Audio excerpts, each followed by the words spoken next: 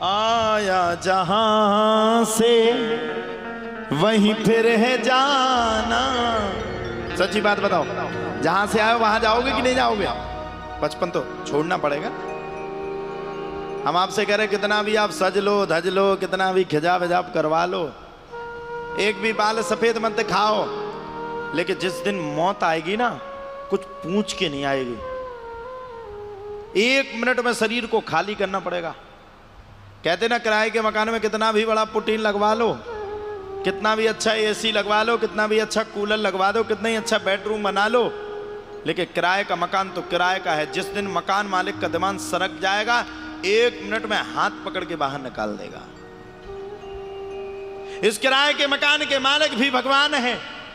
कितना भी beauty parlour में जाकर के सज लो धज लो, कितना भी जाकर के पाउडर लगा लो, लेकिन जिस दिन शरीर को छोड़ोगे 12 घंटे भी शरीर को नहीं रख पाओगे साहब। 12 घंटे भी नहीं रख पाओगे।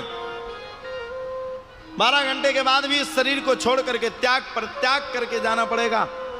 अगर ज्यादा देर तक तुम्हारे रिश्तेदारों ने तुम्हें रखा तो इतनी दुर्गंध आएगी कि दुर्गंध के कारण पूरा मोहल्ला ही परेशान हो जाएगा।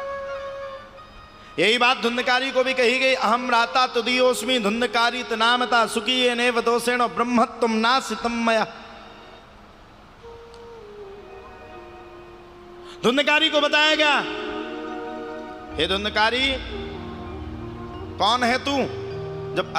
जब आदमी के जीवन में बुरा कर्म हो जाए या कोई बुरी घटना घट जाए या दुख के समय आ जाए, तब उसको अपने और भगवान तो याद आते। और मैं आप सबसे प्रार्थना करूंगा, आज आप सब बैठ करके मेरी कथा को सुन रहे हो, भरोसा तो जीवन में कभी रोम पे भी नहीं करना। लोग इतने खतरनाक होते ना, भरोसा दे करके कब दुश्मनी तुम्हारे साथ निकाल दें, कब तुम्हारे साथ दगा दे करके भाग जाए, कोई पता नहीं। किस पे भरोसा करना? एक अपने परिवार पे, एक अपनी पत्नी पे, एक अपने बच्चों पे, और एक अपने परिवार के बाद भगवान पे। इसके अलावा किसी दूसरे पे भरोसा कभी नहीं करना, कभी नहीं करना। कई बार आपने देखा होगा, कई बिजनेसमैन लोग रहते हैं, करोड़ों रुपए की आवक जावक रहती है, और करोड़ों रुपए की आवक जावक के बाद, इतना सब कुछ वादा देने के बाद भी लोग आपको छोड़ करके बीच मद्दार में भाग जाते, तब भगवान ही आपका होता है। और मैं आप सभी से प्रार्थना करूं, आप संसार पर किसी पर भरोसा मत करना, बस गोविंद के सामने जाकर के बैठ जाना। वो तेरा ऐसा हाथ पकड़ेगा कि दुनिया तेरे पीछे आकर के खड़ी हो जाएगी साहब, खड़ी हो जाएगी।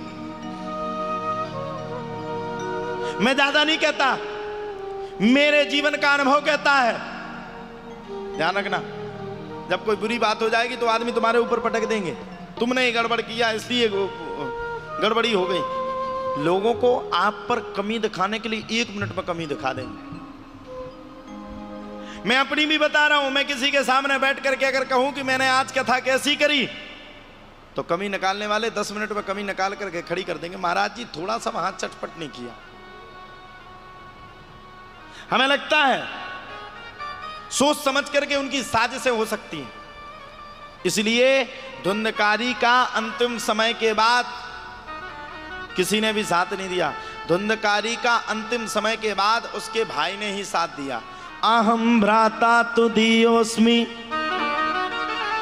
धुंधकारी ते नामतः शुक्येनेव दोषेणो ब्रह्म तुम नासितम मया। अरे भैया मैं आपका भाई धुंधकारी, पहचानना बंद कर दिए क्या?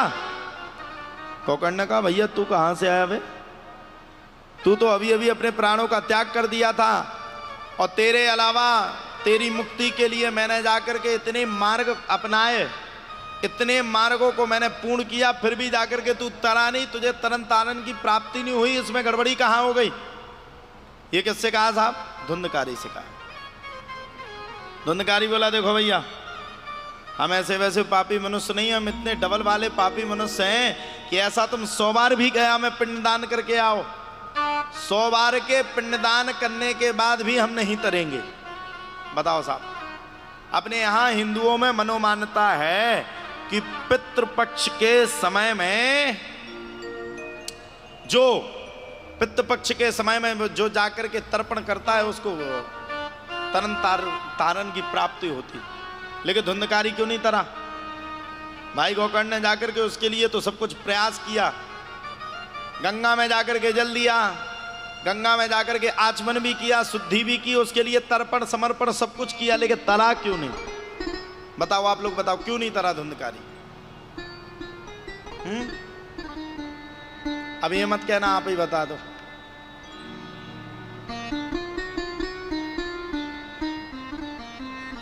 धुंधकारी इसलिए नहीं तरा क्योंकि धुंधकारी आत्मदेव शास्त्री की संतान था ही नहीं, समझे? धुंधकारी आत्मदेव शास्त्री की संतान नहीं था। आप लोगों ने देखा होगा, पंडित जी जब आपको संकल्प दिलाते हैं तब संकल्प में कहते अमुका अमुक गोत्र उत्पन्नो हम। ब्राह्मण देवता कहते आप कौन से गोत्र में उत्पन्न हुए? अमुक नामनो हम, आपका क्या नाम है? अब किसी का वशिष्ठ गोत्र होता है, किसी का कश्यप गोत्र होता है, अलग अलग प्रकार के गोत्र होते हैं। अब धुंधकारी तो आत्मदेव शास्त्री की संतान ही नहीं था, वो तो आत्मदेव शास्त्री की पत्नी की बहन की संतान था। और मैंने पहले कहा 12 पुत्र पिता के धर्मा, खेती उपजे अपने कर्मा। 12 पुत्र पिता के धर्मा, 12 पुत्र पिता के धर्मा।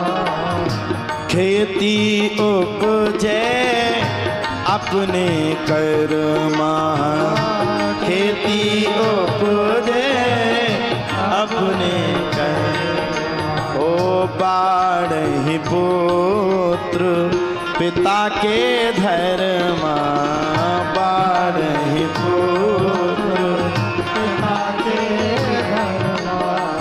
खेती उपजे अपने कर्मा, खेती उपजे अपने कर्मा। 12 पुत्र पिता के धर्मा, खेती उपजे अपने कर्मा। आपने जो पुण्य किए या पाप किए या दुराचार किए या दुराचार की भावना आपने अपने जीवन में रखी, वो आपके संतान के साथ जरूर घटेगी। कई लोग होते ना चीज प्रवृत्ति के लोग, करोड़ों रुपए कमा करके अपनी बैंक बैलेंस बना करके रख देते, दान कभी नहीं करते। अंत में उनका ही बालक इतना कुकर्मी निकल जाता है कि वो कमाए हुए पूरी जो राशि है उसको बर्बाद कर देता है। और ये धुंधकारी आत्मदेव शास्त्री की संतान नहीं था। गोकर्ण ने आत्मदेव शास्त्री का ही वहां जाकर के महाराज बैठ करके वहां पर गोत्र वही बोल दिया। अब जब गोत्र उसका सही पता नहीं है तो वो तरेगा कैसे, और जो तरेगा नहीं तो फिर समस्या हो जाएगी। धुंधकारी नहीं तरा। धुंधकारी तो कहता है महाराज अब ऐसी कृपा कर दो, ऐसी दया कर दो, ऐसी कृपा करो कि आपकी कृपा के कारण आनंद है जाए। जब धुंधकारी की इस बातों को सुना तब तो प्यारे कहा जाता है, गोकर्ण ने कहा आप चिंता मत करो, रात्रि भर का समय दो, सुबह देखते हैं तुम्हारे लिए कुछ ना कुछ अच्छा उपाय करेंगे, और भगवान ने चाहा तो तुम तर जाओगे। अब करे क्या? सुबह उठ करके गोकर्ण जी महाराज ने संध्या वंदन करने के बाद, देखो साहब भक्ति में वो शक्ति होती है कि भक्ति की शक्ति के प्रभाव से आपका कल्याण सुनिश्चित नहीं निश्चित ही है। गोकर्ण तो इतनी भक्ति करते थे कि गोकर्ण की भक्ति के कारण गोकर्ण ने जाकर के सूर्य का मार्ग रोक लिया। और सूर्य का जब मार्ग रुका, सूर्य के, अच्छा एक बात और है, सूर्य के मार्ग को कोई भी संसार में रोक नहीं सकता साहब, कोई भी नहीं रोक सकता। पूरे विश्व का नियम है, सूर्य चलता ही रहता है। सूर्य के मार्ग को जब गोकर्ण ने जाकर के रोका तो सूर्य ने पूछा क्यों भाई गोकर्ण क्यों रोका? तब जाकर के गोकर्ण ने हाथ जोड़ करके कहा महाराज मेरे भाई ने बड़े भारी पाप कर्म कुकर्म किए, मरने के बाद आज वो प्रेत बन गया। कभी बैल बनता है, कभी गाय बनता है, कभी बछड़ा बनता है, कभी एक हाथ का बैल बनता है, किसी भी प्रकार की कोई भी योनि को ले लेता है। मेरे सामने आकर के कल वो दुखी हुआ और उसकी दुख की भावना देख करके मुझे बड़ा भारी कष्ट हुआ। अब तो ऐसी कृपा कर दो कि वो तर जाए। तब सूर्य ने तत्काल जाकर के गोकर्ण जी महाराज से कहा, देखो तारने वाले हम नहीं हैं, तारने वाले भगवान हैं, और अब तुम कहीं मत जाओ। अब अगर तुम्हें वास्तव में तरन तारण और मुक्ति का साधन चाहिए तो श्रीमद्भागवतम शास्त्रम कलौकीरेण भाषितम। कलकाल में भागवत से अच्छा कोई पवित्रतम शुभ व्यवस्थितम ग्रंथ नहीं है। मैं प्रार्थना करूं, मेरी बात को अगर मानो, मेरे शब्दों को अगर आप सुन पाओ। बोले बिल्कुल महाराज मैं सुनने के लिए तैयार हूं। तो बोले एक काम करो, बड़े प्रेम के साथ मेरे कहने पर तुम भागवत जी की कथा कर लो और धुंधकारी भी तर जाएगा, और अगर कथा सभी ने सुनी है तो तुम्हारे गांव का एक एक आदमी तर जाएगा। अब बजाते रहो, ताली बजाते रहो, कुछ नहीं। अब बताओ साहब, जिसने अपने जीवन में इतने बड़े बड़े पाप कर्म किए, कुकर्म किए, कभी भी जीवन में अच्छे कर्मों को नहीं किया। साहब, अहम भ्राता तुदीयोस्मि धुंधकारी नामतः शुकीये नेव दोषेणो ब्रह्मत्वम नासितम मया। वो जाकर के धुंधकारी बन गया और धुंधकारी को भागवत की साप्ताहिक संपूर्ण कथा को सुनाया गया, और ऐसी भगवान की भगवत कृपा हुई, ऐसी कृपानुराग हुआ, ऐसी कृपा हुई, ऐसी कृपा हुई, ऐसी कृपा हुई कि कृपा के द्वारा धुंधकारी भी तर गया, भाई गोकर्ण भी तर गए, और उस गांव में रहने वाला एक एक स्वांग कुत्ता बिल्ली तक भी गोकर्ण के किए हुए भागवत कथा से तरन तारण की मुक्ति पर चले गए। मैं आप सभी से प्रार्थना करूं, हाथ जोड़ करके मैं आप सभी से कह सकूं, समझा सकूं, आज यहां पर जो कथा हो रही है, भले ही आप कितने भी लोग यहां पर विराजमान हो, लेकिन यहां से बाहर जहां तक भी भगवान की कथा जा रही है, वहां तक का एक एक हृदय में पालित एक एक पशु पक्षी मनुष्य मानुष्य सबको तर रहा है, सबको तर रहा है।